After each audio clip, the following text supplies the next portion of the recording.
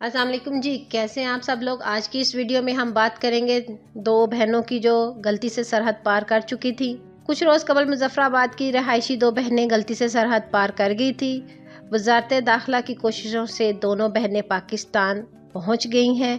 दोनों के साथ वहां पर क्या सलूक किया गया तफसीलात में बताएंगे। तफसीलात के मुताबिक सरहद पार कर जाने वाली दोनों बहनों में से एक का नाम लाइबा है। लाइबा नामी लड़की ने बताया कि हम गलती से सरहद पार कर गए थे। जब भारतीय सरजमीन में दाखिल हुए तो फिर भारतीय फ़ौज ने हमें गिरफ्तार कर लिया। हमसे पूछगछ की गई, हमें लगा कि भारतीय फ़ौज हमें मार देगी, लेकिन ऐसा कुछ नहीं था।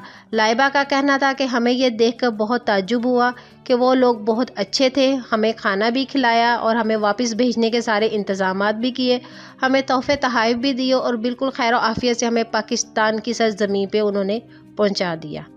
तो नाजरीन, भारतीय फ़ौज के बारे में आपकी क्या राय है? अपनी राय का इज़हार नीचे कमेंट्स बॉक्स में ज़रूर करिएगा।